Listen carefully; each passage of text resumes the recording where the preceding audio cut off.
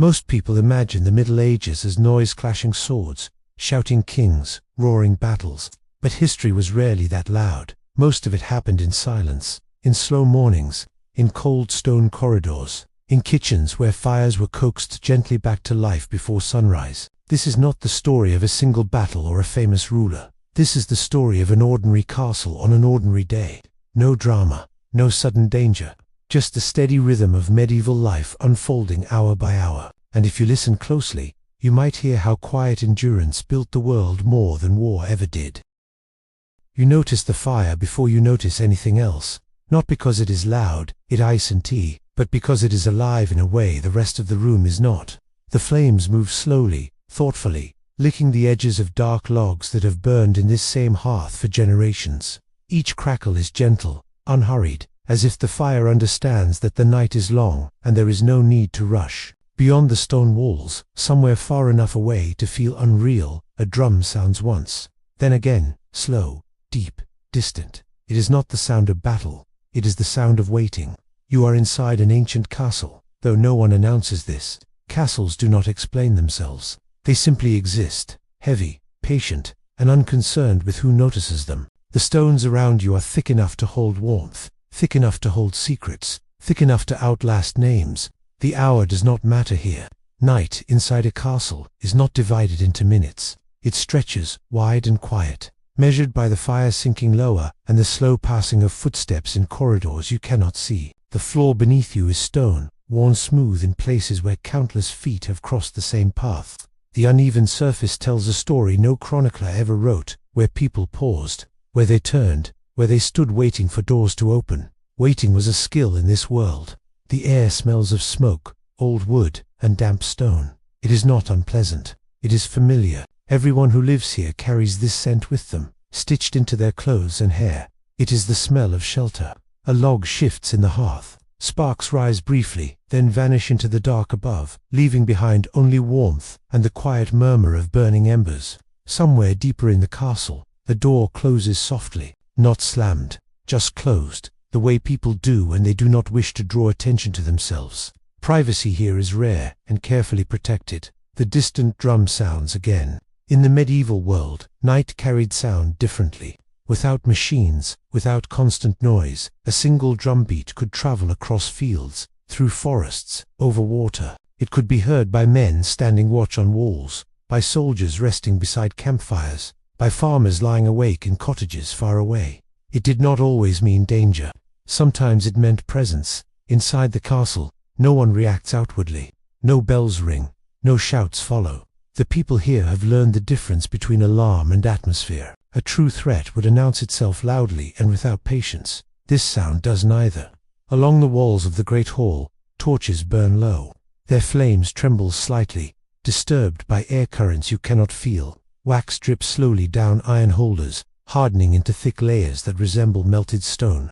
Each drip is another moment gone. Earlier, this hall was alive with quiet noise, the scrape of bowls, the low murmur of conversation, the shuffle of servants clearing away the remains of a simple meal. Bread, salted meat, thin ale, enough to sustain, never enough to impress. Now, the hall belongs to the night. Long wooden tables stand empty. Their surfaces are scarred by years of use, cut by knives, stained by spills, long dried. History often survives best in damage. Above, banners hang motionless. Their colors have faded with time and smoke. Symbols once bold, now softened by years of neglect. They represent alliances, victories, bloodlines, things that once felt urgent and permanent. Tonight, they are just cloth.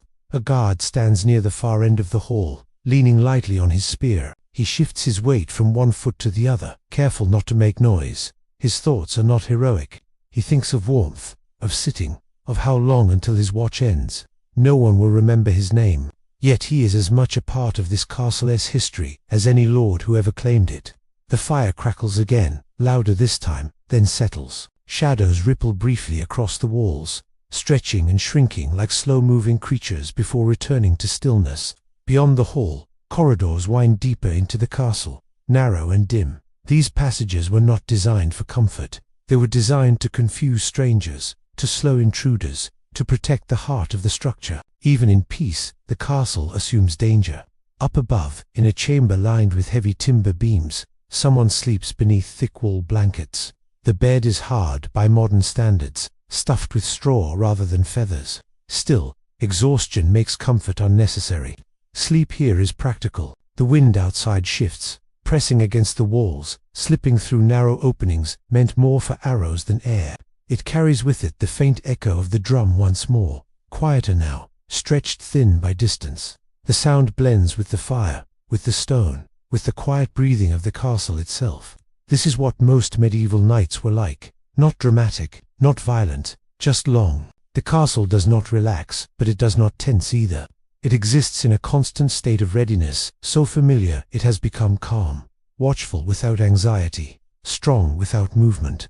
The fire continues to burn, the night continues to wait, and history, for this moment, is content to whisper instead of shout. The fire has settled into a deeper rhythm now, no longer flickering so much as breathing. Each glow brightens, then softens, as if the hearth itself is resting. No one rushes to stir it. Fires that last through the night are treated with patience, not control. Beyond the hall, stone corridors stretch outward, branching and narrowing in ways that make direction feel uncertain. Even those who live here sometimes hesitate at intersections, listening for familiar echoes before choosing a path. Sound is the best guide inside a castle. Footsteps announce who belongs and who does not. On the outer wall, a second guard has taken his place. He adjusts his cloak against the cold, pulling the fabric tighter where the wind finds its way through gaps no mortar ever fully sealed. Castles are strong, but never complete. They breathe, they leak, they age. The guard pauses and looks out into the dark. There is very little to see. The land beyond the walls is mostly shadow, a wide, uneven shape where fields, paths, and trees blend into one another. In daylight, these spaces are ordinary. At night, they feel endless. Distant stretches, familiar landmarks disappear. The drum sounds again, faint but steady. It comes from far enough away that it no longer feels like a signal meant for this castle. Instead, it feels like part of the night itself, as natural as wind or water. The guard listens without counting the beats. Counting would suggest importance. This does not feel important yet. Below him, the wall drops sharply into darkness. The stone here is rougher, less worn than inside. Few hands touch it. Rain has carved thin lines down its surface over decades, tracing paths that never quite repeat. Water, like time, always finds a way down. Inside a tower room, a narrow window lets in a thin blade of moonlight. It falls across the floor, stopping short of a wooden chest reinforced with iron. Inside are documents, sealed letters, records of debts and promises, power preserved on parchment. Most of these papers will never be read again. Still, they are guarded carefully. Castles protect not just bodies but memory, even when that memory is already fading. In a small chamber near the kitchens, a servant sleeps, sitting upright, head tilted forward, hands resting loosely in his lap. He had meant only to rest his eyes for a moment. The warmth of the nearby hearth decided otherwise. Sleep like this is light. He will wake at the smallest sound, a dropped spoon, a raised voice, a change in the fire's tone. His body has learned to respond before thought arrives. Outside, the wind shifts direction. It carries new sounds now, a faint creak from somewhere along the wall, the low murmur of trees moving together. The drum fades again, then returns, as if testing whether it is still being heard. Inside the castle, no one speaks of it. Words give shape to worry. In the stables, horses shift their weight, hooves scraping softly against packed earth. They sense change long before people do. Ears flick, nostrils flare. Then, reassured by the familiar smells and sounds, they settle again. Animals understand waiting instinctively. The castle's gatehouse looms quietly at the edge of awareness. The portcullis remains raised, its iron teeth suspended above the passage. Chains lie coiled nearby, heavy and patient. Everything is prepared without being tense. Preparation is routine here. In a narrow stairwell, stone steps spiral upward, worn into shallow curves by centuries of use. Each step carries the impression of countless feet, armored boots, soft shoes, bare soles, the shape of movement preserved in stone. This stair has seen urgency before. Tonight, it sees only stillness. The fire in the hall sighs as another piece of wood collapses inward. A brief flare of light climbs the walls, then retreats. Shadows stretch, overlap, and dissolve. The banners above remain unmoving. Their symbols watching without expression. Time thickens. In medieval life, night was not something to fill. There were no distractions, no glowing screens, no endless noise. Night was endured, respected, and often feared. It was a space where thoughts grew louder if left unchecked. That is why routine mattered so much. Guards walk when they are meant to walk. Fires are checked when they are meant to be checked. Prayers are said whether belief is strong or weak. Structure keeps the mind from wandering too far. The drum sounds once more, slower now, its rhythm stretched thin. It feels tired. Whatever purpose it serves, it is nearing rest. Inside the castle, the response is silence. The walls do not shift. The gates do not move. No messenger runs the corridors. Life continues at its measured pace, indifferent to distant signals. This is the truth hidden behind most stories of medieval war. For every moment of violence, there were thousands like this, quiet, uncertain, suspended. People lived inside these hours. They aged inside them. They learned patience here. The fire burns, the stone holds, and the castle waits, not for glory or disaster, but simply for morning whenever it decides to arrive. The night grows heavier, not darker, but thicker, as if the air itself has slowed. Inside the castle, this change is felt more than seen. Sounds soften. Movements become deliberate. Even the fire seems to burn with greater restraint. Its flames lower now, closer to the logs, glowing rather than reaching. Somewhere in the distance, beyond the walls and the fields and whatever lies between, the drums have stopped completely. Their absence leaves a quiet that feels wider than silence. It is the kind of quiet that invites listening, even when there is nothing left to hear. On the inner wall, a guard pauses at a narrow window slit. He peers out, not expecting to see anything, but because it is part of the rhythm of his watch. Routine replaces curiosity here. Curiosity asks questions. Routine keeps you alive. The land outside is motionless. No torchlight flickers. No shapes move against the horizon. The moon hangs low, pale and steady, its light too weak to reveal details, but strong enough to remind the world that it is still there. The guard exhales slowly and moves on. Inside the castle's living quarters, sleep deepens unevenly. Some rest heavily, bodies worn down by labor and repetition. Others drift closer to waking, minds unwilling to let go of the day completely. In one small chamber, a man lies awake, staring at the ceiling beams. The wood above him is darkened by centuries of smoke, each beam carrying marks left by hands long gone.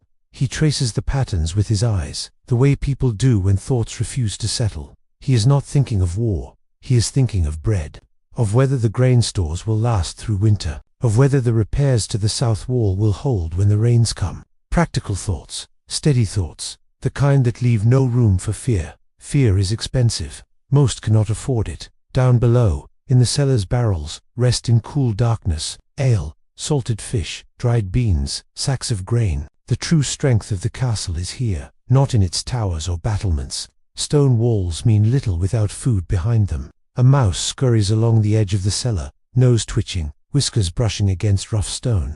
It disappears into a crack, too small for human concern. Life finds its way into every space left unguarded. In medieval castles, nothing was ever truly empty. The fire in the great hall gives a soft crack, and then settles again. Ash shifts. Heat radiates outward, soaking into stone and wood alike. This warmth will linger even after the flames shrink further, held by the castle's mass like a memory. Heat was a treasure. People built their days around it, their nights around its absence. A servant rises quietly and crosses the hall, careful not to wake anyone sleeping nearby. He adds a single log to the hearth, placed gently, deliberately.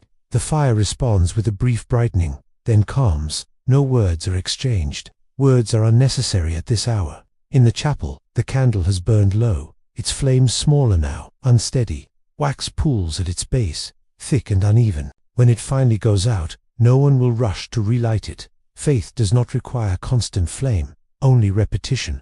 The stone arches above remain unmoved, patient as ever.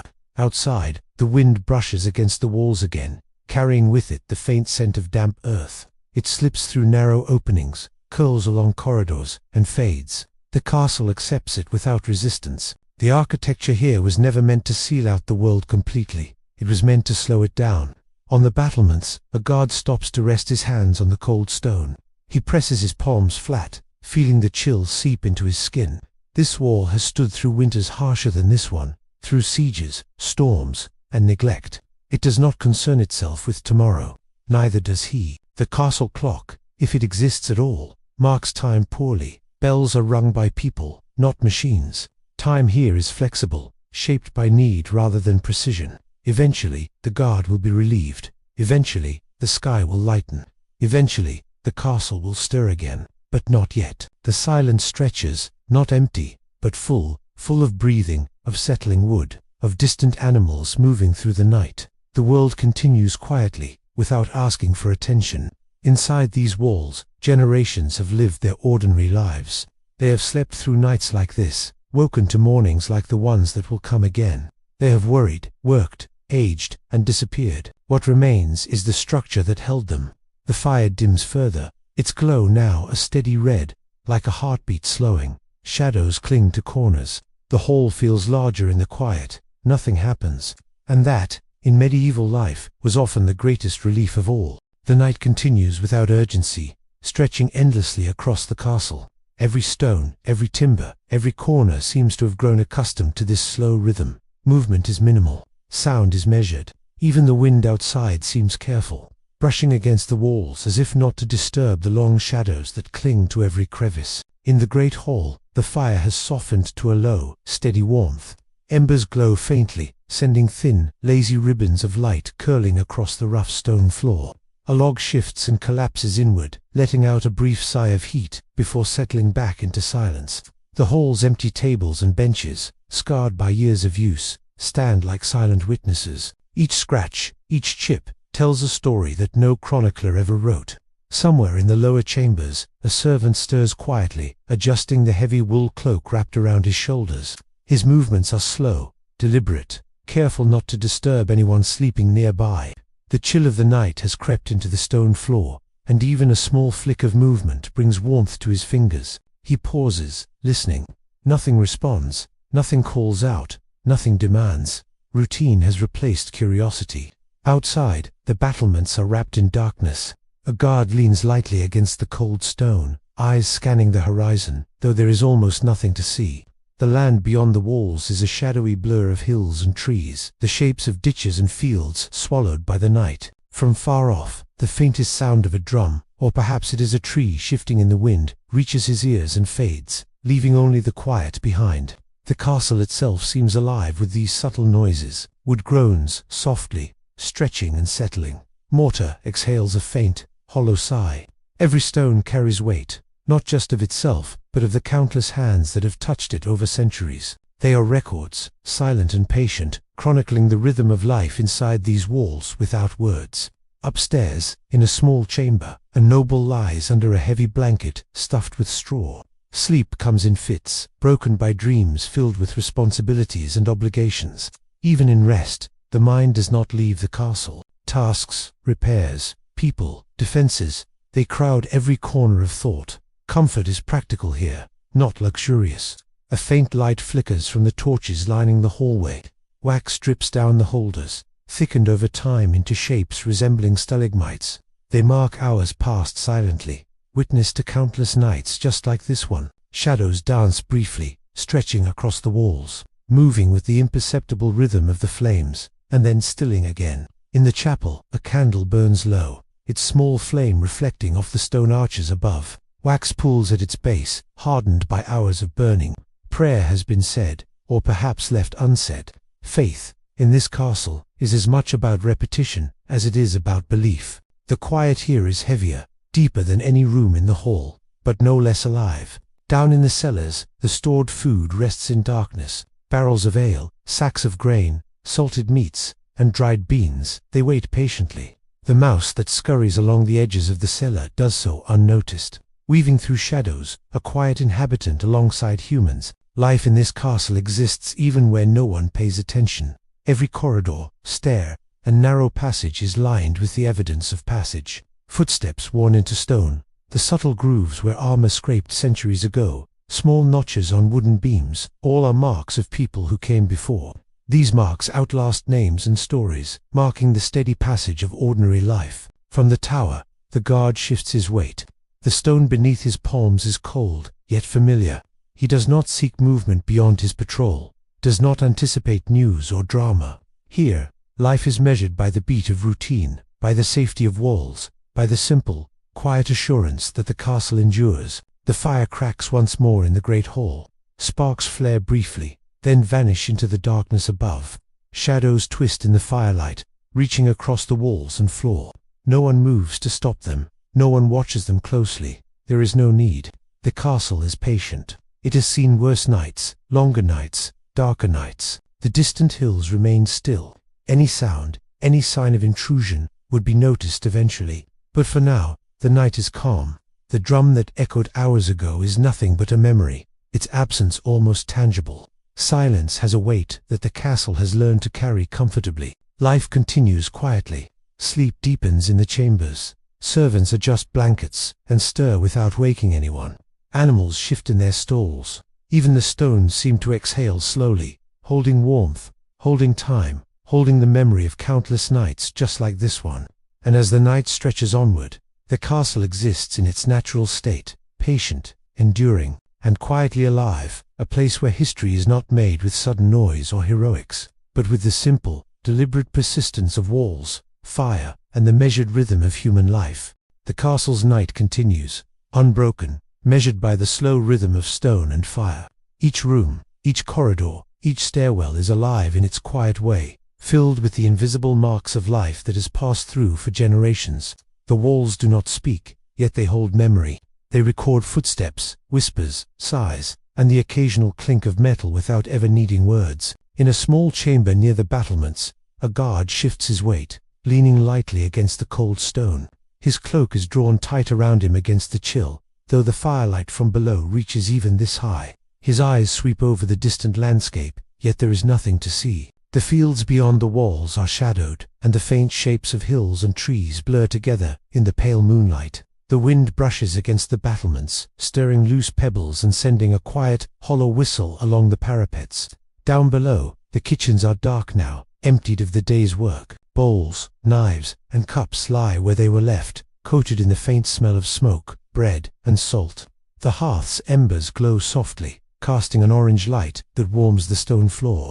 A servant who had been tending the fire sits nearby, resting against the wall. He does not sleep fully. His senses remain alert to the slightest shift, a dropped utensil, the faintest sound of a footstep, a movement in the shadows. In the main hall, the great tables stand empty and silent. Marks of countless meals are visible in scratches, stains, and dents, each telling a story that no chronicler will ever record. Banners hang along the walls, limp and faded. Their colors have dulled to soft shades, symbols of allegiance and bloodlines that once mattered, now serving only as gentle decoration in the candlelight. The torches flicker, their flames dancing lightly, casting soft shadows that stretch across the stone walls before retreating once more. Up in the tower, another guard pauses to listen. The distant drumbeats have long ceased, leaving only the gentle sound of the wind and the occasional rustle of leaves outside the walls. This quiet is heavier than any noise, carrying the weight of hours, years, centuries. He does not speak, does not move unnecessarily. Routine is all that matters. Time is measured by the rhythm of footsteps, by the warmth of the fire below, and by the slow shift of shadows across the walls. The castle itself seems to breathe. Wood creaks faintly as it adjusts to temperature changes. Stones sigh as though settling after centuries of holding weight, and mortar whispers its faint, hollow song. Every surface imperfection, carries the mark of someone who passed through. Some lived and some died. Some are remembered, most are not. Yet all have left a trace, however subtle, on this enduring place. In a small private chamber, a noble sleeps beneath a heavy wool blanket stuffed with straw. His dreams are broken, filled with concern for repairs, grain stores, and obligations he cannot escape. Even in sleep, he cannot leave the responsibilities of the castle behind. Comfort here is a matter of practicality. A bed is meant to rest the body, not to free the mind. Down in the cellars, barrels of ale, sacks of grain, and dried meats rest quietly. The animals that share this space, cats, rats, and occasional mice, move softly in the dark. They are unnoticed, yet they are part of the rhythm of life in the castle. Even in the quiet, life persists, finding its way in cracks, corners, and shadows. The staircase winding up to the towers creaks faintly as someone ascends, a deliberate, careful movement that does not disturb the night more than necessary. The stone steps have been worn smooth by generations, their shallow grooves preserving the rhythm of footsteps long forgotten. Each step, each pause, carries a story unrecorded, yet essential to the life of the castle. Outside, the wind continues to shift, brushing against the walls and the towers. The moon casts pale light across the landscape, illuminating fields, trees, and distant hills. There is no movement in the distance. No lights flicker from villages or farms. The world beyond the walls seems suspended, holding its breath alongside the castle. Inside, the castle settles further into night. Shadows lengthen, then still. The fire softens, glowing steadily, radiating warmth into the stone. The air smells faintly of smoke, wood, and the lingering scent of bread. It is familiar, comforting, and enduring. The great hall's silence stretches, filled with the soft marks of history, the grooves in the tables, the scratches on the floors, the fading colors of banners, the worn stone beneath heavy feet. The castle does not rush, it does not pause, it simply exists, patient and enduring, bearing witness to countless nights like this one. And in this quiet, the truth of medieval life becomes clear. It was not heroic or violent most of the time. It was long, measured, and deliberate. People lived and slept in rhythms dictated by fire, stone, wind, and routine. Moments of chaos were rare. Most nights, life passed slowly, quietly, within the walls of the castle. The fire cracks gently once more, sending a soft ripple of light across the walls and floor. Shadows move imperceptibly, curling and stretching, then settling back into stillness. Outside, the wind shifts, brushing along the parapets and walls, carrying with it the faint, cool scent of the earth. Nothing happens, and that is enough. The castle endures, the fire endures, and history, patient and quiet, continues its slow passage, recorded not in words, but in stone, wood, and embers. The night deepens further, settling into the castle with deliberate calm. Every stone, every timber, every shadow seems to have grown used to its weight. Time here is measured not in minutes or hours, but in the slow, steady rhythm of existence. Footsteps on worn floors, the occasional crackle of fire, and the faint sighs of stone as it adjusts to the chill. In the great hall, the embers glow softly. The logs have burned down low, but the heat remains, radiating gently through the space. Long tables stand empty, their surfaces scarred and dented by centuries of use. Banners hang limp against the walls, their faded colors a reminder of allegiances long past. Shadows move across them with the flickering light, stretching, shrinking, and then stilling again. Above, in the tower, a guard leans lightly against the cold stone. His eyes follow the contours of the distant landscape, but there is nothing to see.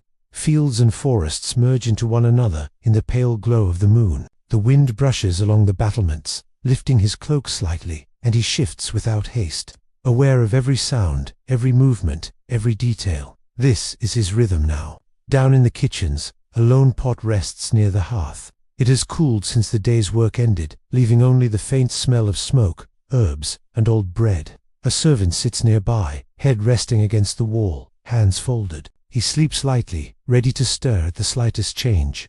Life here is measured in small, deliberate movements, not sudden actions. In the chapel, a single candle burns low, casting its pale glow across the stone arches. Wax has pooled at its base, hardened into shapes that resemble miniature stalagmites. The room is still, yet alive, as though holding the memory of prayers long since said. Faith here is a quiet companion, steady and enduring, present even in absence. The spiral staircases creak faintly as someone ascends. Each worn step has been shaped by generations of feet armored, soft-souled, bare. The grooves tell their stories silently, holding the memory of countless nights passed in routine, in vigilance, in waiting. Upstairs, private chambers hold their occupants in varying degrees of rest. Nobles sleep under heavy blankets, servants curl themselves near warm fires, and all move slowly, if at all, in the measured pulse of the night. Outside, the wind shifts again, carrying the faint scent of damp earth and distant wood. The moon hangs pale, casting long, uncertain shadows across the outer walls. The fields beyond are quiet, empty, timeless. The castle holds firm, unaffected by the passage of the distant world. Down in the cellars, barrels of ale, grain, and salted meat sit in patient darkness. Small creatures move quietly in the shadows, rats and mice threading their way through gaps, unnoticed by those who dwell above. Life persists even in the absence of attention, filling the hidden spaces with its own rhythm. The fire in the great hall sighs softly as another log collapses inward. Sparks drift upward briefly, catching on unseen drafts before fading. The warmth radiates through the stone, a steady pulse that soothes and reassures. The castle has survived worse nights. It has held through longer watches, harsher winters, and closer threats. Tonight is simple by comparison, and still, it is enough. Each corridor, each room, each tower holds traces of movement, scratches on floors, worn steps, dented beams. These are the real records of history. Names will fade, wars will be forgotten, but the marks left by those who walked, slept, waited, and watched remain, embedded in stone and wood, a quiet testament to ordinary life. The battlements are empty now, save for the occasional guard making slow, deliberate circuits. He pauses to rest his hands on the cold stone, feeling its texture beneath his palms. The portcullis stands ready, chains coiled at its side, yet there is no urgency in their presence. Preparation here is routine. Safety is maintained not by fear, but by habit, by enduring structure, by patience. The castle breathes with the night. Wood shifts, stone sighs, mortar whispers. Every surface, every crack, every shadow carries the memory of life, ordinary, steady, persistent. Even in the absence of movement, the castle is alive. In the great hall, the fire dims further. The embers glow softly, a deep red pulse against the cold stone. Shadows stretch across the walls, then settle. Upstairs, in private chambers, sleep deepens. Servants stir lightly, adjusting cloaks or blankets, their movements careful. Nobles lie still, their breaths slow and measured, bodies resting, minds occupied by the small, necessary worries of medieval life. The night holds on.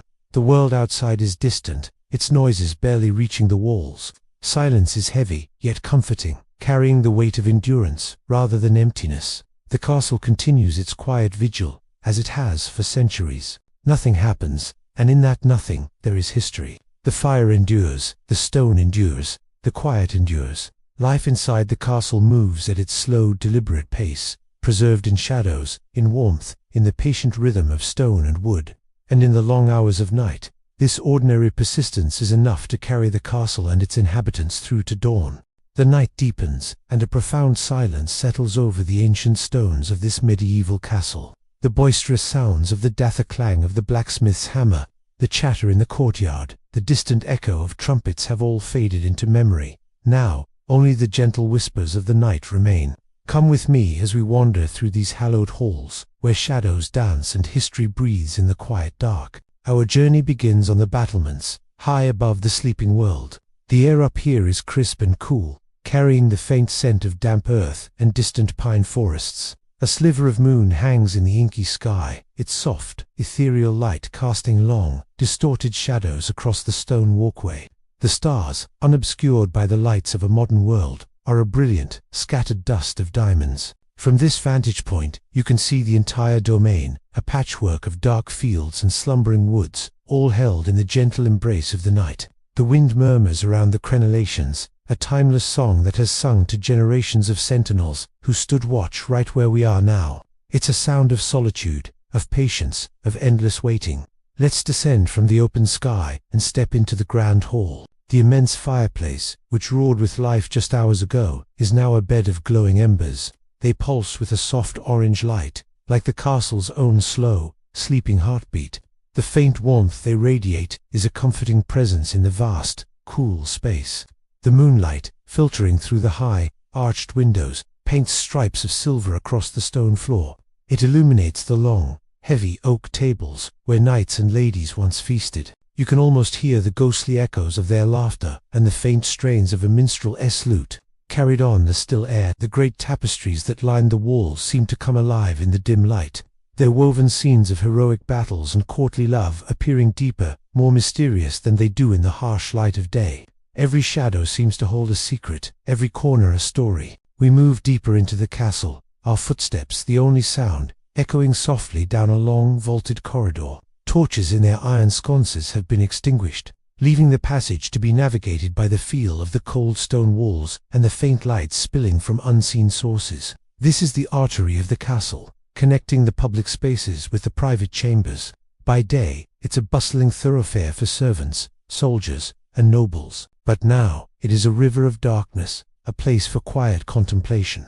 You can feel the weight of centuries pressing in, the countless souls who have walked this same path, their hopes, fears, and secrets absorbed by the very stones around us. Let's peek into the royal library. The air here is thick with the scent of old paper, leather, and beeswax. Moonlight streams through a tall, narrow window, illuminating a single column of dust motes dancing in the beam. Shelves groaning under the weight of countless hand-bound volumes stretch up into the darkness.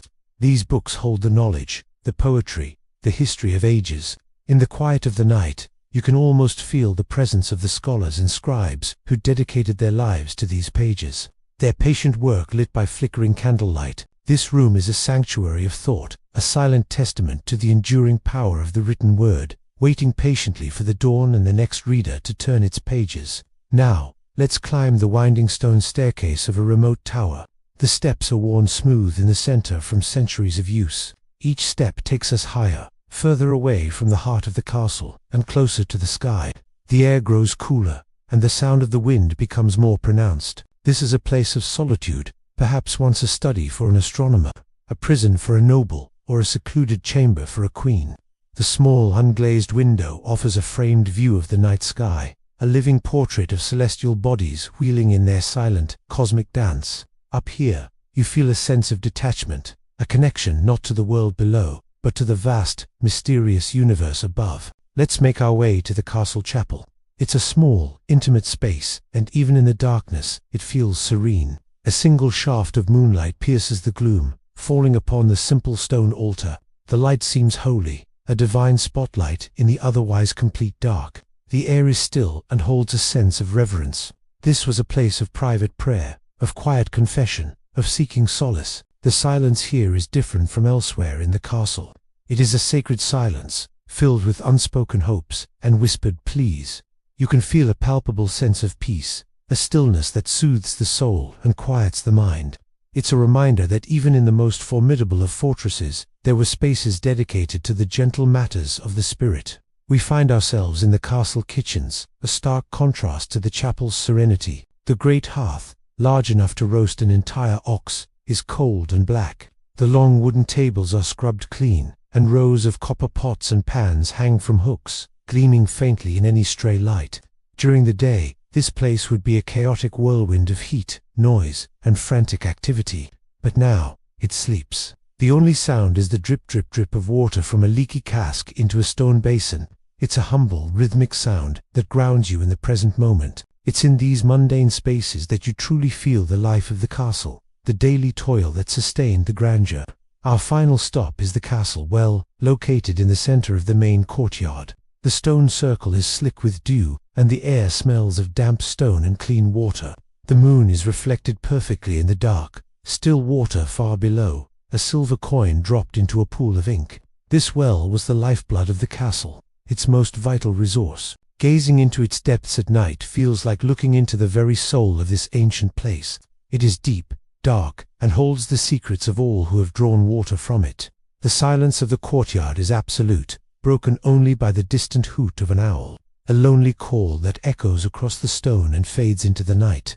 As the first hint of dawn begins to pale the eastern sky, a new kind of quiet settles in the hush before the world awakens. The deep, magical silence of the night is giving way to the gentle stillness of morning. The stars begin to fade, and the sharp edges of the castle soften in the grey light. We've journeyed through its sleeping heart, listening to its silent stories and feeling the pulse of its long history. This castle at night is not an empty, lifeless ruin. It is a patient guardian of time, a quiet observer of the endless cycle of day and night, life and memory. It rests, it waits, and it remembers. Thank you for joining me on this peaceful, nocturnal exploration. If you enjoyed this quiet journey, please consider liking this video and subscribing for more moments of tranquility and wonder. Sleep well, and may your dreams be filled with the magic of silent castles. The night stretches onward, patient and unbroken, wrapping the castle in its quiet presence. Stone walls hold steady against the chill, timber beams creaked faintly as if settling into their place, and shadows cling to every corner, soft and unhurried. Time feels slower here, measured not by clocks, but by the rhythm of fire, wind, and footsteps along worn stone floors. In the main hall, the embers glow low, radiating warmth into the rough floor. The logs have long since collapsed inward, leaving a gentle pulse of heat. Long tables stand empty, their surfaces scarred and dented by centuries of meals, spills, and careless hands. The banners along the walls are faded, their colors muted in the low light, hanging limp with the weight of years. Shadows stretch across the stone, moving with the flicker of the faint firelight, then stilling again. Above, a guard leans lightly against the cold stone of the battlements. The wind stirs his cloak gently, carrying the faint scent of earth and distant forests. He pauses, resting his palms on the rough surface, feeling the texture of stone worn by generations of hands. From this height, the fields and hills beyond are a blur of shadows, silent and still under the pale moonlight. There is nothing to disturb the night, yet he remains watchful, attuned to every subtle movement. Down in the kitchens, the hearth has cooled further, leaving only the lingering smell of smoke and baked bread. A servant sits quietly, back against the wall, head tipped forward in light rest. His body is alert in its stillness, sensing every tiny shift in the room. Falling ash, the faint scrape of a pot, the soft sound of wind slipping through narrow cracks. Routine replaces attention to events. The night is slow, deliberate, and measured. In the chapel, the candle burns low, casting its pale glow across the arches above. Wax pools at its base, hardened into shapes that suggest movement frozen in time. Faith, like the castle itself, endures quietly. Words may be whispered here or left unsaid, but presence alone is enough. Silence is companionable in the chapel, a constant that balances the night. The spiral staircase is creaked faintly as someone ascends or descends. Each step is worn, smooth with centuries of careful or hurried movement. The grooves tell stories of boots, soft shoes, bare feet preserved in stone and timber, silent records of lives that are rarely remembered but never forgotten. Every pause, every careful footfall, is preserved in the castle itself. Outside, the wind shifts along the outer walls and towers, carrying the faint scent of earth and distant forests. Moonlight stretches across battlements, illuminating rough stone and worn edges. The castle remains unmoved, patient, and enduring, a witness to centuries of similar nights. Down in the cellars, barrels of ale, sacks of grain, and salted meats rest in darkness. Small creatures move softly in the shadows, rats and mice threading through cracks unnoticed. Life continues here, quietly and deliberately, running parallel to the people above. Even in stillness, the castle is alive with movement, sound, and presence. The great hall fire shifts again. A small flare of sparks rises, then fades into the darkness. Shadows ripple across tables, benches, and walls, creating fleeting patterns before settling once more. The warmth radiates steadily, carrying comfort into the surrounding stone, as it has for centuries. Upstairs, private chambers are occupied by sleepers. Nobles lie beneath heavy wool blankets stuffed with straw, their dreams brief and practical concerns of repairs, grain stores, and duties. Servants curl near remaining fires, adjusting themselves gently without disturbing anyone. The rhythm of rest is deliberate, controlled by the quiet pulse of the night rather than urgency. The battlements are empty now, save for the occasional guard making slow circuits. He pauses to rest his hands on the cold stone, feeling the texture and history beneath his palms. The portcullis stands ready, chains coiled, yet no action is required. Preparation here is routine. Safety is maintained by persistence, by habit, by the quiet endurance of stone and timber. Even the walls breathe with the night. Wood shifts, mortar sighs, stone endures, shadows stretch. Then still, the fire glows softly. The wind brushes along battlements and towers. Sleep deepens. Life continues at its slow, measured pace. No alarms, no drama, no sudden action. The castle is patient, enduring, ordinary. And in that ordinariness, history persists not in the grand events or heroic tales, but in the measured rhythm of stone, fire, and people living quietly through centuries of nights like this. And in the long, patient silence, the castle waits, neither expecting nor demanding, merely existing, quietly alive, carrying the weight of generations through the stillness of night. The castle rests deeper into the night, its presence steady and unhurried. Every wall, beam, and corridor has grown familiar with this rhythm, holding it as naturally as it holds weight. The air is cool, carrying a faint scent of smoke, damp stone, and the distant forest beyond the walls. Time moves slowly here, measured not by the clock but by the subtle shifts of fire, shadow, and wind. In the great hall, the embers glow faintly, giving off a soft warmth that spreads into the surrounding stone. Logs have crumbled down, leaving only glowing remnants, their heat steady, comforting, predictable. The long tables, scarred and dented from centuries of use, stand silently. Banners hang limply against the walls, their faded colors muted under the soft, flickering light. Shadows stretch, shift briefly, then settle again, moving in rhythm with the dying warmth of the fire. A guard walks along the battlements, boots pressing lightly against worn stone. He pauses now and then, resting his palms on the cold surface, feeling the history beneath his hands. The moonlight washes over the distant fields and forests, turning them into a blur of grey shapes. The wind brushes along the parapets, lifting his cloak slightly, carrying the faint scent of earth and trees. There is nothing to watch, nothing to intervene in, yet his presence is part of the castle's patient rhythm. Down in the kitchens, the hearth is near exhaustion. Only the faintest glow remains, a lingering warmth in the cool air. A servant sits nearby, back against the stone wall, hands resting loosely in his lap. He does not fully sleep. His senses remain alert to the faintest sound, the scrape of a pan, a shifting log, the whisper of air through a crack. Life in the castle moves slowly, deliberately, defined more by quiet endurance than by action. Upstairs, in private chambers, the occupants are settled in sleep, deep or fitful. Nobles lie beneath heavy blankets of straw and wool, their dreams practical and fleeting concerns over repairs, supplies, and duties that must be attended to at first light. Servants rest nearby, curled close to fires or walls for warmth, adjusting themselves softly to avoid disturbing others. The night is long, and everyone moves within its gentle confines with careful rhythm. In the chapel, a candle burns lower, flickering against the arches above. Wax is pooled thick at its base, hardened into subtle shapes. Faith here is quiet, understated, present even when unspoken. Silence in the chapel is alive, heavy with the weight of countless prayers spoken and unspoken, felt and unacknowledged. The spiral staircases creak faintly as someone moves along them, each step worn smooth over generations. The grooves hold stories of feet armored, soft, bare that have moved up and down for centuries. Each pause and careful footfall is preserved in the castle itself, a silent record of ordinary life. Down in the cellars, barrels of ale, sacks of grain, and salted meats rest quietly. Small creatures move along the shadows, rats and mice weaving between cracks unnoticed by humans. Life continues here in its own measured rhythm, existing quietly alongside human activity. The cellar, though hidden, is alive with the soft persistence of ordinary presence. Outside, the wind shifts against the outer walls and towers, carrying faint traces of earth and distant trees. Moonlight illuminates the battlements, highlighting the texture of stone and the worn edges of steps. The world beyond the walls is silent, almost suspended. Within, the castle remains patient, unchanged, enduring centuries of nights like this one.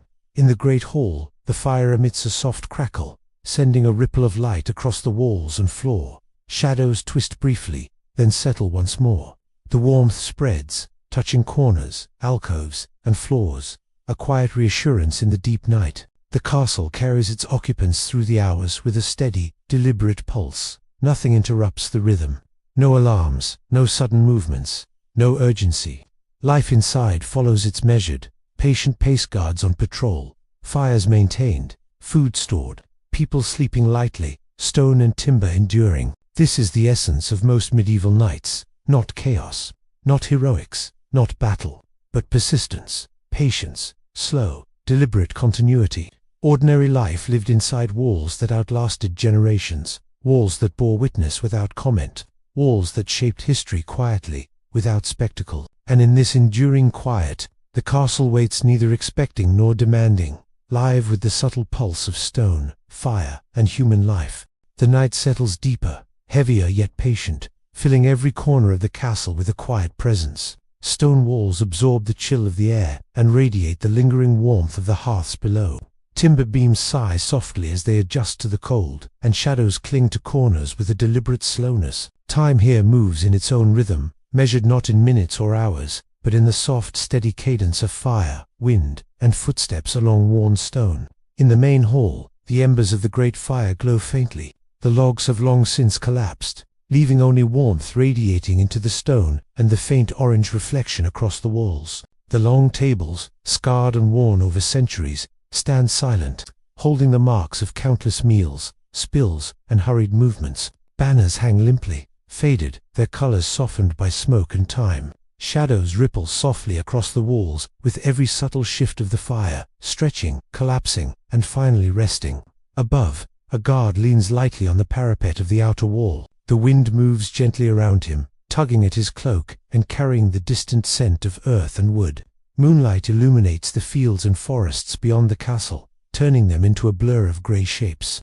There is nothing to see, nothing to intervene in, yet the guard continues his slow, deliberate circuit, attuned to the faintest sounds, the distant rustle of trees, the movement of animals, the soft shift of stone under centuries of weight. Down below, the kitchens are dark, the last of the fire's warmth fading into the cool stone. A lone servant rests against the wall, hands folded loosely in his lap. His sleep is light. He stirs at the faintest echo, whether the scrape of a pot, the gentle creak of a stair, or the soft sigh of the wind. Life in the castle is measured, deliberate. Every movement has its place, every pause its purpose.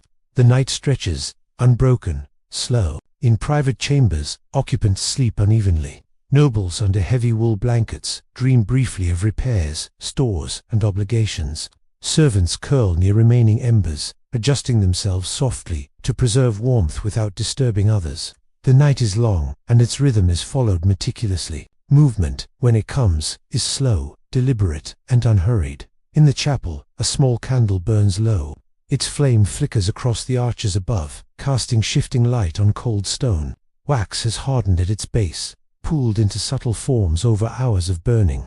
Faith here is quiet, persistent, present even when unspoken. Silence fills the room, heavy with the weight of prayers offered, heard or unheard, and the echo of countless nights past. The spiral staircase is creaked faintly as someone moves along them. The stone steps, worn smooth by generations of footsteps, carry silent records of movement-armored boots, soft shoes, bare feet. Each footfall leaves its mark, preserved in grooves and worn edges, telling a story of ordinary life repeated night after night, century after century.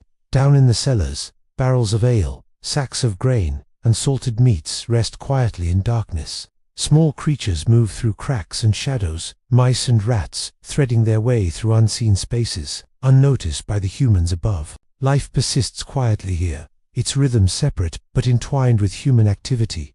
Even in darkness, the castle is alive. The battlements are still, save for the slow movement of the night guard. He rests his hands on the cold stone, feeling its history beneath his fingers. The portcullis stands ready, chains coiled neatly beside it. Preparation here is not dramatic, it is routine. The castle's strength is in its enduring structure, in habit, in repetition. The night is held by ordinary vigilance. The fire in the great hall sighs gently, sending faint sparks upward before they vanish into the dark. Shadows ripple across the walls, stretching briefly and then stilling. The warmth flows outward, touching every corner of the stone floor, reaching up staircases, into rooms, into chambers, and through corridors. The castle carries its inhabitants through the long hours with a steady, patient pulse. No alarms, no interruptions, no sudden movement. Life inside the castle flows slowly and deliberately, guards patrolling, fires maintained, food stored, people resting, stone enduring. Most nights are not marked by events. They are marked by quiet, measured persistence. This is the ordinary rhythm of medieval life, rarely recorded, seldom celebrated, but central to survival. The castle breathes with the night. Wood shifts, mortar sighs, stone endures. Shadows stretch, then collapse, then stretch again. Fire glows softly. Wind brushes along the walls and towers. Sleep deepens. Life continues at its deliberate pace. Nothing happens, and in that stillness, history persists not in grand events, battles, or proclamations, but in the ordinary, patient endurance of stone, fire, and human life. The castle waits, neither expecting nor demanding, quietly alive, carrying the memory of centuries into the long, patient hours of night. The night lingers, heavy yet patient, draping the castle in its quiet rhythm. Every stone, timber, beam, and shadow seems attuned to this slow passage of time. The air is cool and faintly carries the scent of smoke, aged wood, and distant forests beyond the walls. Here, time is not counted in hours or minutes, but in the soft cadence of fire, wind, and footsteps along worn stone corridors. In the great hall, the fire has diminished to glowing embers. The logs have crumbled inward, leaving a gentle, steady warmth that radiates through the surrounding stone. Long tables stand silent and empty, scarred by centuries of used dents, scratches, and stains, forming an unspoken history of meals, conversations, and hurried hands. Banners hang limp along the walls, their faded colors muted in the dim light. Shadows stretch and fold across the room, rising briefly with the faint movement of the embers before settling again.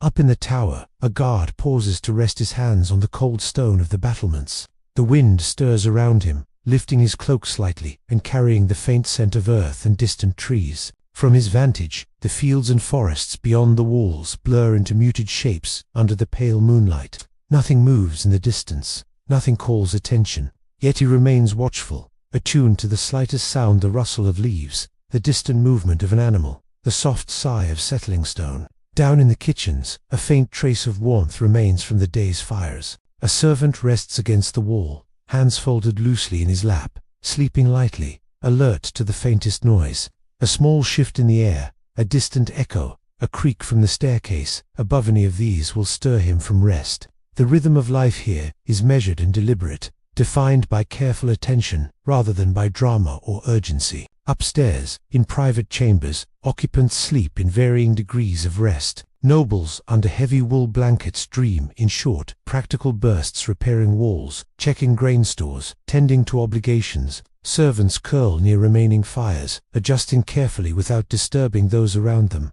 The night's rhythm is slow and deliberate, each movement considered, each pause intentional. In the chapel, the candle burns low, casting soft light across the arches above.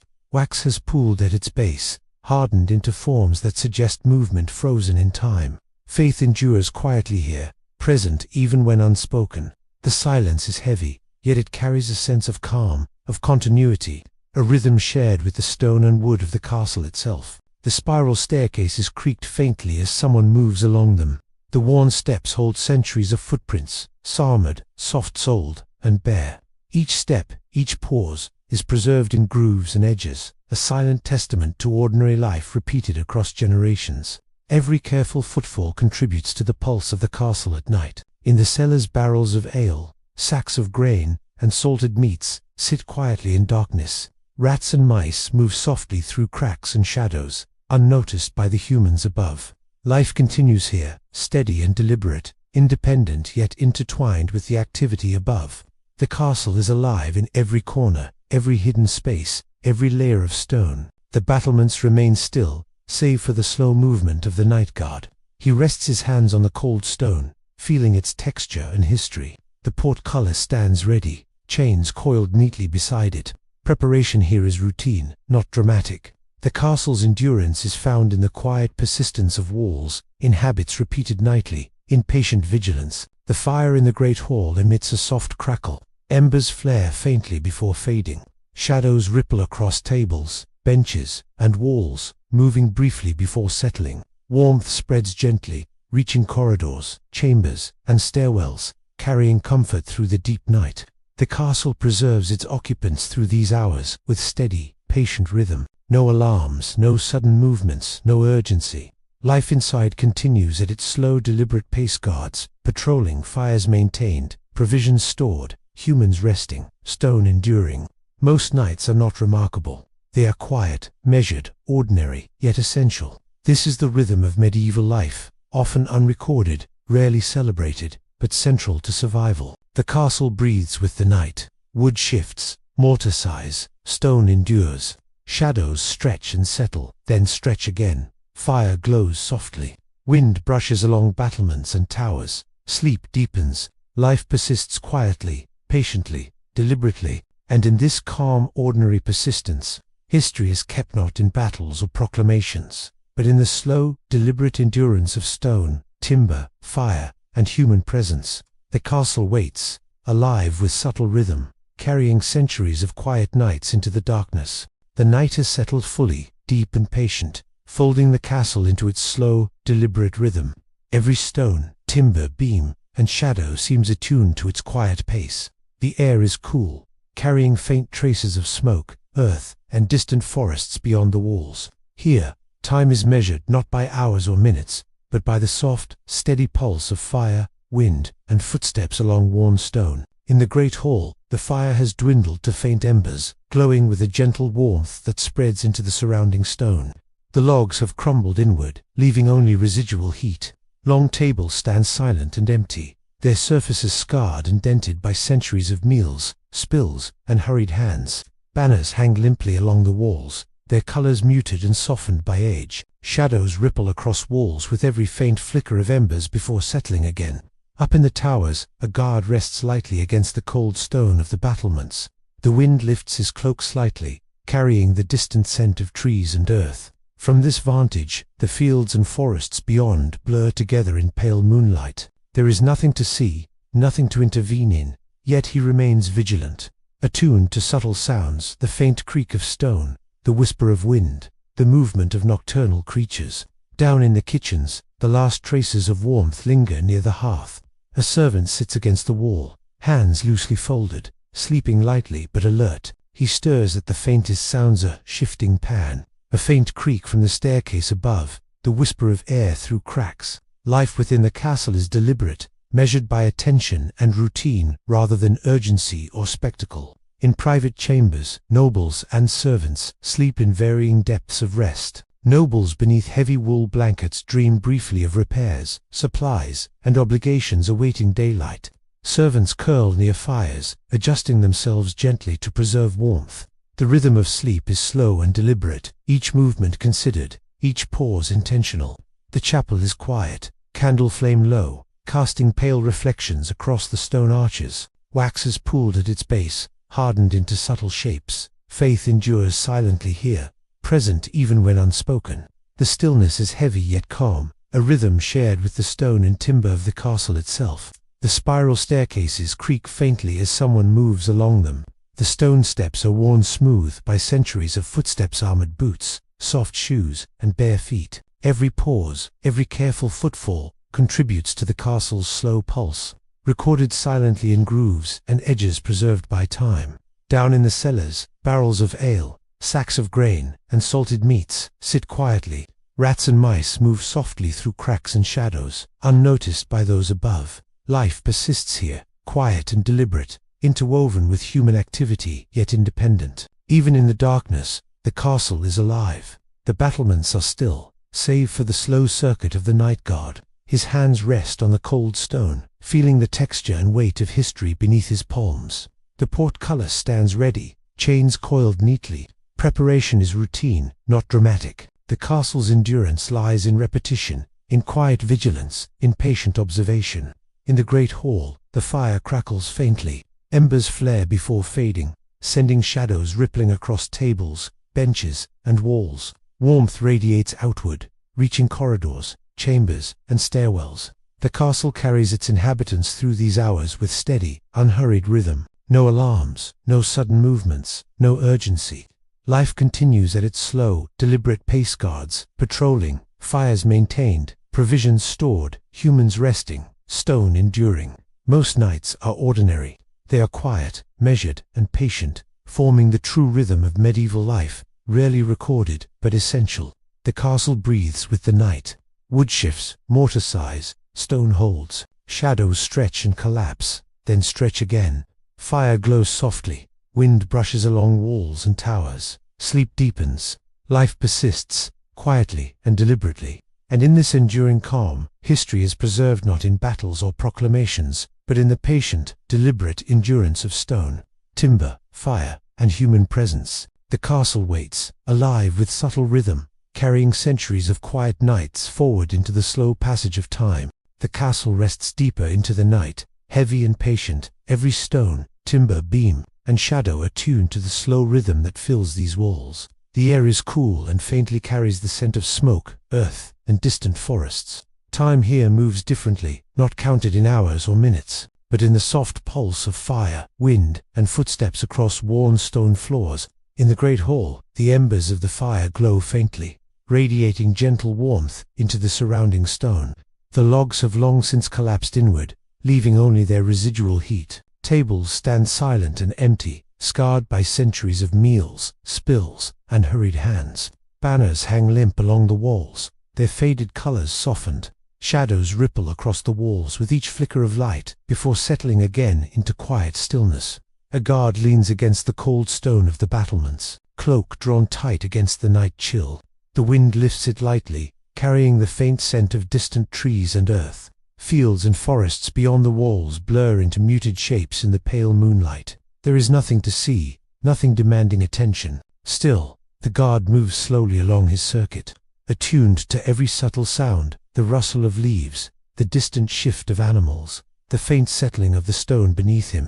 Down in the kitchens, the faintest warmth lingers near the hearth. A servant sits quietly, back resting against the cold wall, hands folded loosely in his lap. Sleep comes lightly, and he stirs only at the softest sound. A pan shifting, a creak from the staircase above, a whisper of air through a crack. Life here is deliberate, measured by attention rather than urgency. Every movement is intentional, every pause significant. In private chambers, nobles and servants lie in various degrees of sleep.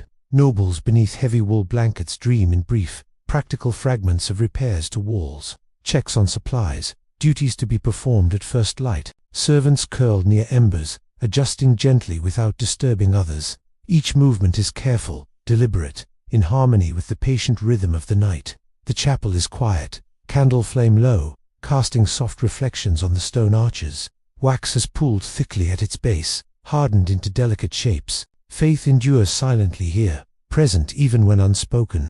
The stillness carries weight, a rhythm shared with the stone and timber of the castle itself. The spiral staircases creak faintly as someone moves along them. Stone steps, worn smooth by generations, record silent histories of armored boots, soft shoes, and bare feet. Each careful footfall contributes to the castle's subtle, enduring pulse. Grooves and edges tell stories of ordinary life, repeated night after night, century after century. Down in the cellars, barrels of ale, sacks of grain, and salted meats rest quietly in darkness. Rats and mice scuttle softly along cracks and crevices, unnoticed by humans above. Life persists here, independent yet entwined with the activity above. Even in the hidden darkness, the castle is alive. The battlements are still except for the measured movement of the night guard. He rests his hands on the cold stone, feeling centuries of history beneath his palms. The portcullis stands ready, chains coiled neatly beside it. Preparation is routine, not dramatic. The castle's strength is found in repetition, quiet vigilance, and patient endurance. The fire in the great hall flickers, sending faint shadows across tables, benches, and walls. Embers flare and fade, and warmth radiates into corridors, chambers, and stairwells. The castle carries its inhabitants through the long night with steady, patient rhythm. No alarms, no sudden movements, no urgent demands. Life inside follows its slow, deliberate pace. Guards walking circuits, fires maintained, provisions stored, humans resting, stone enduring. Nights are ordinary.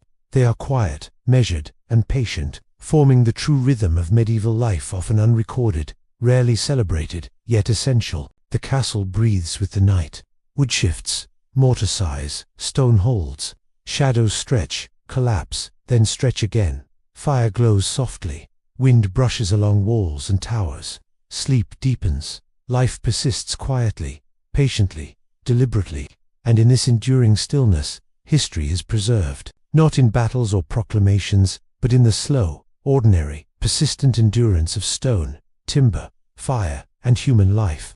The castle waits, alive with its subtle pulse, carrying centuries of quiet nights into the long, patient hours of night. The night deepens further, settling into the castle like a familiar weight. The air grows cooler, heavier, and more still, as if even the wind has learned to move carefully here. Stone walls absorb the last traces of warmth from the day, and release it slowly, breathing it back into corridors and chambers. Time stretches, unhurried, unconcerned. Beyond the simple passing of hours toward dawn, along the outer wall, a narrow walkway curves gently around the fortress. A guard walks it slowly, boots brushing against stone worn smooth by countless patrols before him. His pace is measured, not hurried. Each step follows the last with quiet certainty.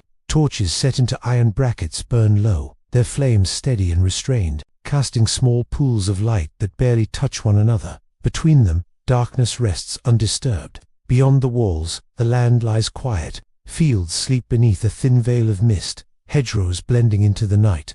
Somewhere far off, an owl calls once, then falls silent.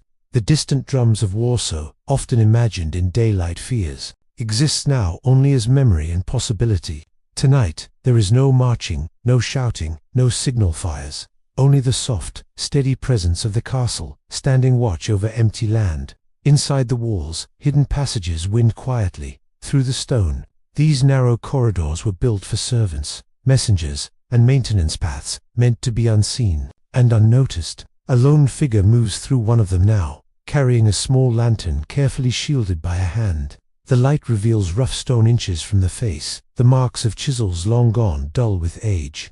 The air smells faintly of dust and old lime mortar. The figure moves slowly, deliberately, knowing every turn by memory. In a small storeroom tucked deep within the castle's core, supplies are checked once more. A hand presses gently against a sack of grain, feeling for moisture. Another checks the lid of a barrel, ensuring it is sealed. These tasks are quiet, repetitive, and rarely acknowledged, yet they are as important as walls and weapons. Survival here depends on such small, careful gestures performed night after night. Above, in the Lord's chamber, sleep remains light. A fire burns low, just enough to keep the chill away. Heavy curtains hang motionless over narrow windows, sealing out drafts. The bed creaks softly as its occupant shifts, wrapped in layers of wool and linen.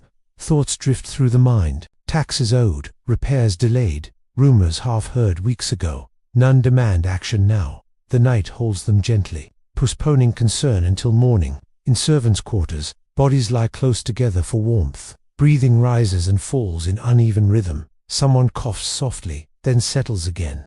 A blanket is adjusted, a shoulder turned. Sleep here is practical, taken wherever it can be found, shaped around duty rather than comfort. Even so, it is deep and necessary, claimed whenever the castle allows it. The chapel remains still. The candle has nearly burned itself away, the wick glowing faintly in a shallow pool of wax. Shadows gather high in the arches. Unmoving, stone pillars stand exactly as they have for generations, holding weight without complaint. The quiet here is complete, undisturbed even by thought. Far below, in the lowest reaches of the castle, water drips steadily into a shallow channel, carved into the floor. The sound is soft and rhythmic, echoing faintly through the dark. Moisture clings to the walls, cool and constant. This is the part of the castle few see and fewer think about, yet it endures, just as necessary as towers and gates. On the battlements once more, the guard pauses, resting both hands on the stone. He exhales slowly, watching his breath fade into the night air. The stars remain distant and indifferent. The moon shifts slightly, its light changing angles across the wall. Nothing else changes. That, too, is reassuring. The fire in the great hall finally settles into near stillness. No flames remain, only warmth hidden beneath ash. The shadows stop moving. Benches and tables seem to sink deeper into silence, as if they too are resting. The castle, from its highest tower to its deepest cellar, enters a shared moment of near-perfect calm. This is how most nights pass, quietly, carefully, without record or recognition, not marked by heroism or disaster, but by endurance. Stone holds, wood rests, people sleep, guards walk, fires fade, and history continues, not loudly, but steadily carried forward by nights exactly like this. Remember the 90s, a decade of bold statements, effortless cool, and unforgettable style. Get ready to rewind and relive the fashion revolution that defined a generation. From grunge to glam, the 90s had it all. Think oversized flannels, ripped jeans, and band tees. The ultimate grunge uniform. It was all about rebellion and comfort. Then came the rise of hip-hop fashion. Baggy pants, tracksuits, and statement sneakers became essential. Gold chains and baseball caps completed the look, exuding confidence. Pop culture icons brought us vibrant colors and playful aesthetics. Crop tops, mini skirts, and platform shoes were everywhere, celebrating fun and individuality. Denim was king, in every form imaginable. High-waisted jeans, denim jackets, and even overalls were staples. Double denim, absolutely iconic. a true 90s statement. Sportswear crossed over into everyday wear, branded athletic gear, windbreakers, and chunky sneakers. They weren't just for the gym, they were fashion statements. Minimalism also made its mark. Sleek slip dresses, simple silhouettes, and neutral palettes offered a sophisticated contrast to the bolder trends. Accessory-wise, chokers, scrunchies, and bucket hats were from playful to edgy. They completed every look. The 90s also saw the rise of rave culture, bringing neon colors, baggy pants, and platform sneakers, a vibrant, energetic scene that influenced mainstream fashion.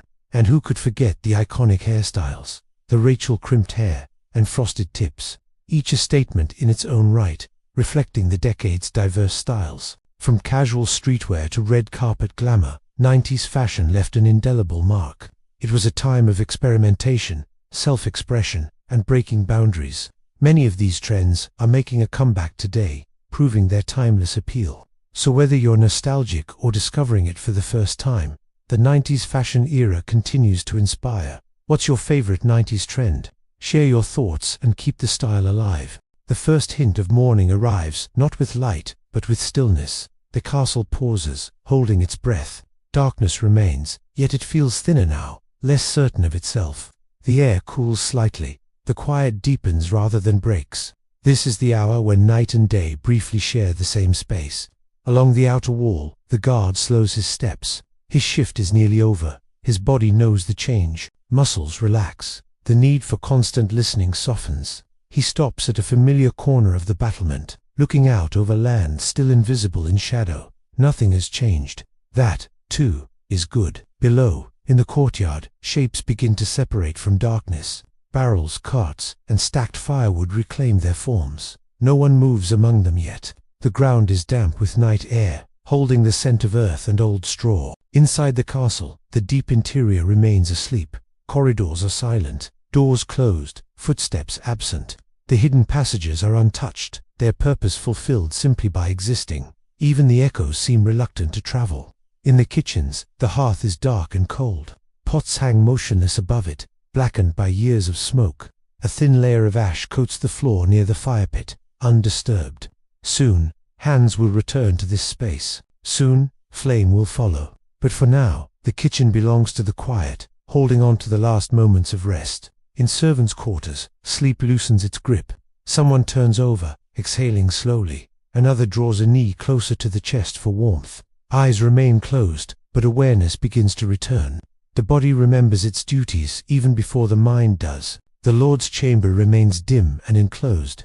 The fire has fully gone out now, leaving only the faintest warmth. Outside, the sky is beginning to shift, though no light has reached the windows yet. Dreams thin and scatter. Thought prepares to return, slow and reluctant.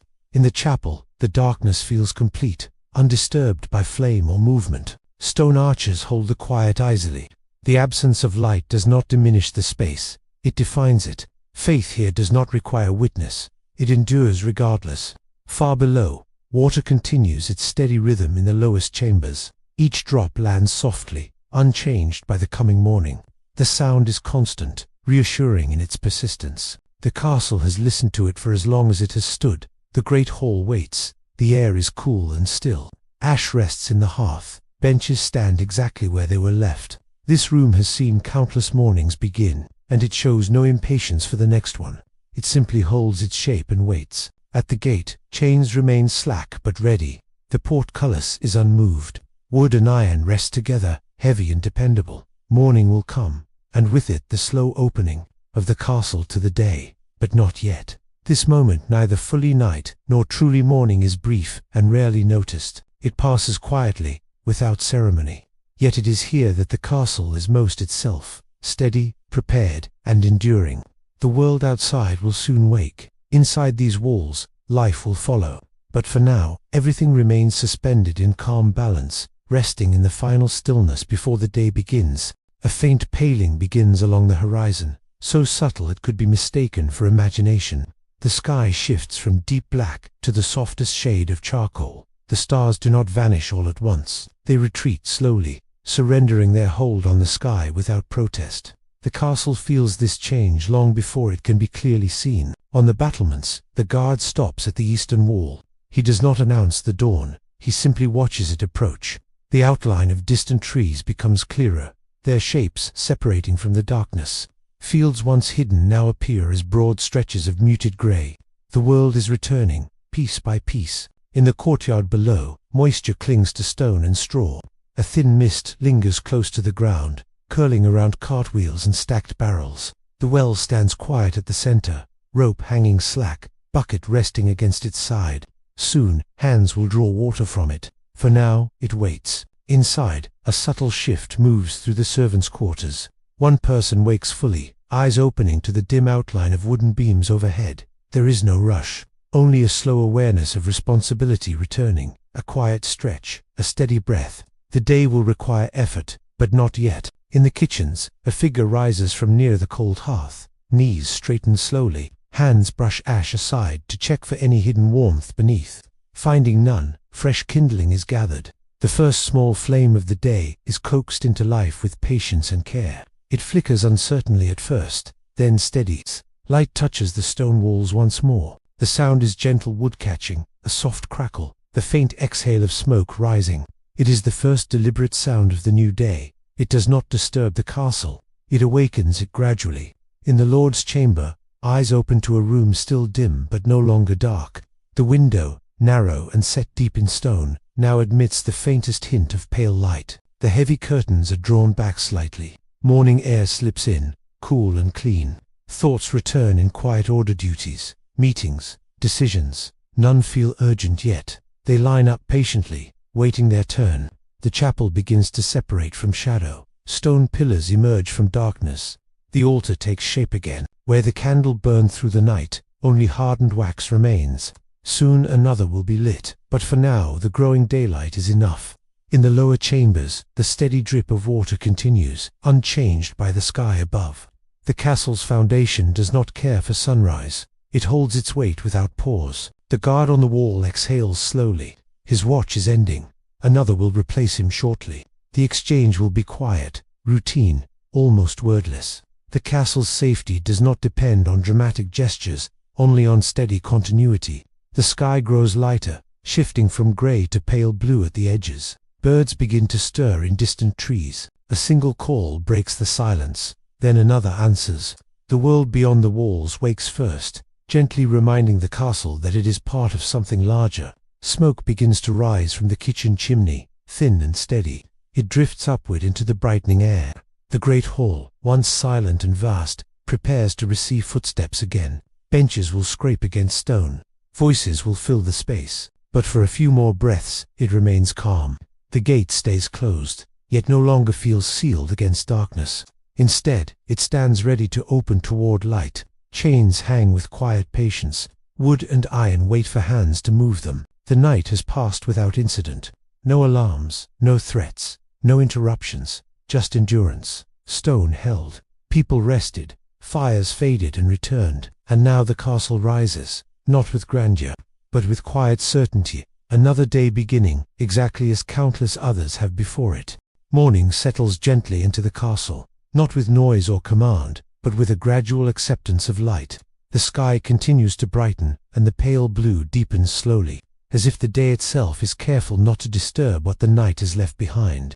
Shadows withdraw from corners and arches, retreating without urgency. In the courtyard, the first clear movements of the day begin. A servant crosses the open space with unhurried steps, boots brushing against damp stone. The mist thins and lifts, revealing the worn surface beneath cracks, patches, and shallow ruts formed by years of use. The well rope creaks softly as it is tested, then pulled, the bucket descending into darkness to draw up cold water. The kitchen fire grows stronger. Kindling gives way to thicker wood, and the flames rise with steady confidence. Pots are set into place. Water is poured. The quiet rhythm of preparation begins measured, practiced, and calm. This work has been done in the same way for generations, each motion passed down without the need for instruction. In servants' quarters, more people wake. Blankets are folded or pushed aside. Bodies stretch. Joints loosen. There is little conversation, only the occasional murmur or nod of recognition. Everyone knows where they are meant to be. The day unfolds according to patterns learned long ago. Above, in the Lord's chamber, daylight now reaches the stone floor. The room feels cooler, clearer. Clothing is chosen carefully, layers adjusted against the lingering chill. Outside the narrow window, the world is fully visible again. Fields, paths, distant trees, all unchanged by the passing of night. The chapel receives its morning light. Stone arches glow softly, revealing the texture of the walls and the marks left by time. A new candle is lit, its flame steady and controlled. The space does not demand attention. It offers quiet presence, as it always has. Along the battlements, the night guard is relieved.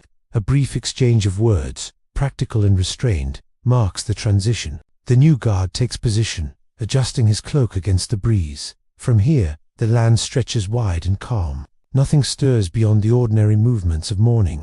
The great hall begins to change. Doors open. Footsteps echo softly at first, then more steadily. Benches are straightened. The hearth is prepared for fire once more. Light fills the high space, touching banners and beams, revealing their worn colors and familiar shapes. Outside the gate, the road becomes visible again. Tracks from carts and feet lead away into the distance. Soon it will carry sound and movement, bringing news, supplies, and passing travelers. For now, it waits in silence. The castle moves fully into the day, not as a sudden shift, but as a continuation. Night did its work, resting bodies, cooling stone, quieting the world. Morning takes over seamlessly, carrying the same sense of order and endurance forward. Nothing remarkable has occurred, and that is the point. The strength of this place lies in its constancy. Day after day, night after night, the castle stands, lives within it, unfolding in steady rhythm. Light now fills the corridors. Fires burn. Voices begin to rise softly. Life continues, unbroken, exactly as it has for centuries. The day settles into its early hours, unhurried and calm. Light now rests fully on the castle, revealing every surface without judgment. Stone walls show their age in fine cracks and weathered edges. Wooden beams bear darkened marks from years of smoke. Nothing is hidden, and nothing needs to be. In the courtyard, activity increases slowly. A cart is adjusted, its wheel turned to check for looseness. Buckets of water are carried from the well, their contents sloshing softly with each step. Straw is moved aside, swept into small piles. The sounds are practical and restrained, forming a quiet pattern rather than a disturbance. From the kitchens, the smell of warm grain and simmering water drifts outward. The fire has found its steady strength now. Pots are stirred with slow, circular motions. Bread is prepared, dough pressed and shaped by hands that know exactly how it should feel. These tasks require attention, not haste. In the great hall, tables are wiped clean. Benches are aligned carefully. Sunlight filters through high windows, illuminating dust motes that drift lazily in the air. The space feels less vast now, softened by the promise of use. Voices begin to echo faintly, though they remain low and controlled. Along the walls, guards continue their patrols, movements now more relaxed than during the night. Their watch remains constant, but the sense of threat has receded with the darkness. They observe fields, roads, and distant tree lines, noting only the expected signs of an ordinary morning. In the Lord's chamber, the day's responsibilities begin to take shape. Messages are reviewed, plans are considered quietly. Decisions will be made later, but for now, there is time. The castle does not demand urgency, it rewards patience. The chapel receives its first visitors of the day. Footsteps are careful on the stone floor. Heads bow briefly, gestures small and practiced. The candle flame burns steadily, its light unnecessary yet comforting. Faith moves here without sound. Down below, in the deeper parts of the castle, cool air remains unchanged. The steady drip of water continues, indifferent to time. Barrels and stores sit undisturbed, holding their value quietly. These spaces ask for nothing and offer stability in return. Outside the gate, the road grows active. A figure appears in the distance, walking toward the castle at an easy pace. There is no alarm, no rush to respond. The gate will open when it is time. The castle lives fully now, awake but never hurried. Every task fits into its place. Every sound belongs. There is no need for excess motion or raised voices. Life here moves as it always has, steady, deliberate, enduring. This is how history truly unfolds, not in moments of chaos, but in mornings like this, in work done carefully, in stone warmed by the sun, in people moving through familiar spaces, carrying the weight of continuity forward without ever naming it. The day continues, built quietly upon the night that came before. The morning advances without ceremony. The sun climbs higher, and its light grows warmer, spreading across the courtyard stones, creeping up the castle walls. What was pale and grey at dawn now carries soft gold along the edges. The chill in the air begins to ease. In the courtyard, movement becomes steady and purposeful. Water drawn from the well is poured into larger barrels. A stable hand brushes down a horse with slow, even strokes, the animal standing patiently, breath visible only faintly now. Harness straps are checked for wear. Leather is adjusted and tightened. Nothing dramatic, just quiet maintenance. From the kitchens, the first simple meal of the day is carried out in wooden bowls. Steam rises gently in the cooler air of the hall. Bread is broken rather than cut. Conversation remains low and practical. People eat, not for pleasure but for strength, preparing for hours of predictable labor. The great hall fills gradually. Sunlight streams through narrow windows, casting long angled beams across the floor. Dust floats lazily within them. The hearth is relit, though its fire is modest compared to winter days. Benches scrape softly against stone as they are moved into place. Along the battlements, guards shift their weight as the warmth reaches them. The world beyond the walls is now fully awake. Farmers in distant fields move like small figures. A cart travels along the road, wheels turning steadily. There is no urgency in its approach.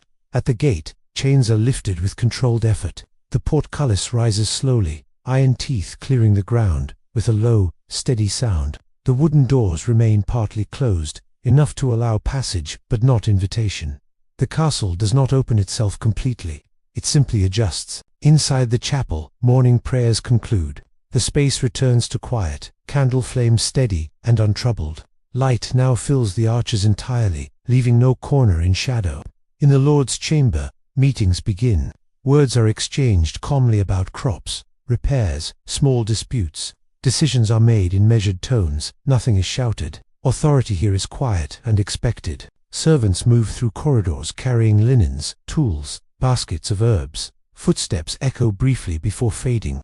The hidden passages remain unused, their silence a sign that everything functions as it should. Below ground, the steady drip of water continues unchanged. Supplies remain secure. Stone remains cool. The deeper parts of the castle are indifferent to sunlight and conversation above. By mid-morning, the rhythm of the day is firmly established. The castle does not rush. It does not surprise. It simply continues. Tasks follow one another, in a sequence learned long ago. Prepare, repair, observe, endure. Nothing remarkable marks this hour. No banners wave in triumph. No horns announce visitors of importance. And yet, this is the substance of medieval life. Repetition, structure, constancy. The sun rises higher still, pressing warmth into stone that cooled through the night. The castle absorbs it quietly, just as it absorbed the darkness before. Day has fully claimed the fortress now, but in truth, nothing has changed. The same walls stand, the same people move within them, the same routines carry forward. And so part of history unwritten, unnoticed, but essential continues once more in steady, ordinary light.